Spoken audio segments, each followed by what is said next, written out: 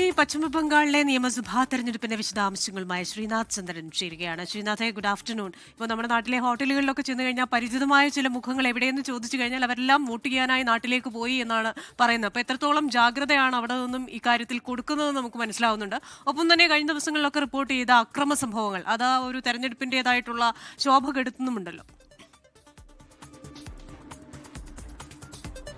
തീർച്ചയായും രാഷ്ട്രീയപരമായി നല്ല ബോധ്യമുള്ള ഒരു സമൂഹം തന്നെയാണ് ബംഗാളിലേത്. വോട്ടിംഗ് ശതമാനത്തിൽ നമ്മൾ കഴിഞ്ഞ തവണ അത് കണ്ടതാണ്. ഒന്നാം ഘട്ടത്തിൽ ഏതാണ്ട് 93% വോട്ടിംഗ് നടന്നു എന്ന് പറയുമ്പോൾ രാജ്യത്തെ തന്നെ ഏറ്റവും ഉയർന്ന കണക്കുകളൊന്നായി അത് മാറുകയാണ്. രണ്ടാം ഘട്ടത്തിലും അത് ആവർത്തിക്കാനുള്ള എല്ലാ സാധ്യതയുമുണ്ട്. വലിയ പ്രചാരണം നടന്ന സമയമാണ്. രണ്ടാം ഘട്ടത്തിൽ 142 മണ്ഡലങ്ങളിലേക്കാണ് വോട്ടെടുപ്പ് നടക്കുന്നത്. ഇതിൽ കൊൽക്കത്ത അടക്കമുള്ള മേഖലകൾ, അതായത് തൃണമൂൽ കോൺഗ്രസിന് വലിയ മേധാവിത്വമുള്ള മേഖലകൾ ഈ രണ്ടാം ഘട്ടത്തിലാണ് വോട്ടെടുപ്പ് നടക്കുന്നത്.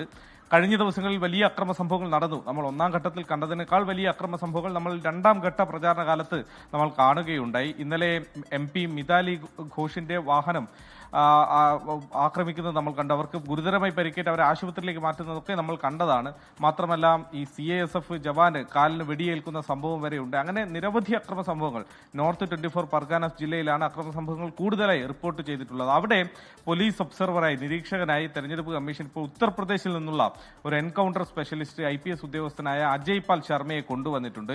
ജനങ്ങളെ ഭീതിപ്പെടുത്താനുള്ള ശ്രമമാണ് തെരഞ്ഞെടുപ്പ് കമ്മീഷൻ നടത്തുന്നതെന്നാണ് തൃണമൂൽ കോൺഗ്രസ് പറയുന്നത്. പക്ഷെ അതല്ല, സുരക്ഷിതമായ സമാധാനപൂർണമായ തെരഞ്ഞെടുപ്പിന് വേണ്ടിയാണ് ഇത്ര വലിയ സന്നാഹം സുരക്ഷാ ഉദ്യോഗസ്ഥരെ നിയോഗിച്ചുകൊണ്ട് ഏതാണ്ട് 2.5 ലക്ഷത്തിലധികം കേന്ദ്രസേന അംഗങ്ങൾ ഈ തെരഞ്ഞെടുപ്പുമായി ബന്ധപ്പെട്ട് സംസ്ഥാനത്തുണ്ട്. ഇത്ര വലിയ സന്നാഹം അതിനു വേണ്ടിയാണെന്ന് തെരഞ്ഞെടുപ്പ് കമ്മീഷൻ പറയുന്നു. ആദ്യഘട്ടത്തിൽ ഇത്ര വലിയ പോളിംഗ് ശതമാനം ഉണ്ടായിട്ടും ഒരിടത്ത് പോലും റീപോളിംഗ് വേണ്ടി വന്നില്ല എന്നതും തെരഞ്ഞെടുപ്പ് കമ്മീഷൻ നേട്ടമായി ചൂണ്ടിക്കാണിക്കുന്നുണ്ട്. ഏതായാലും ഇനിയിപ്പോൾ നാളെ രണ്ടാം ഘട്ട തെരഞ്ഞെടുപ്പ് കൂടി നടക്കുമ്പോൾ ഈ തെരഞ്ഞെടുപ്പിൽ ആരാണ് അധികാരത്തിലേക്ക് വരുന്നതെന്ന് തീരുമാനിക്കുന്നത് രണ്ടാം ഘട്ടമായിരിക്കും. കാരണം 100 സീറ്റോളം നേടുമെന്നതാണ് BJP ഒന്നാം ഘട്ടത്തിൽ അവകാശപ്പെടുന്നത്. BJP കുറെ അധികം പ്രതീക്ഷയുള്ള മണ്ഡലം അതായിരുന്നു. പക്ഷേ അധികാരത്തിലേക്ക് വരണമെങ്കിൽ രണ്ടാം ഘട്ട മണ്ഡലങ്ങളിൽ വലിയൊരു പെർഫോമൻസ് പ്രകടനം BJPക്ക് കാഴ്ചവെക്കേണ്ടി വരും. ഇനി അതല്ല, ഭരണം നിലനിർത്താനാണെങ്കിൽ തൃണമൂൽ കോൺഗ്രസിനെ സംബന്ധിച്ചിടത്തോളം ഒരു വലിയ മാർജിനിൽ ഈ മേഖലകളിൽ പിടിക്കാൻ കഴിയുകയും വേണം. കൃഷിന. ശരി, ശ്രീനാഥ് ചന്ദ്രനാണ് പശ്ചിമബംഗാളിലെ രണ്ടാം ഘട്ട തെരഞ്ഞെടുപ്പിന്റെ വിശദാംശങ്ങളുമായി ചേർന്നത്.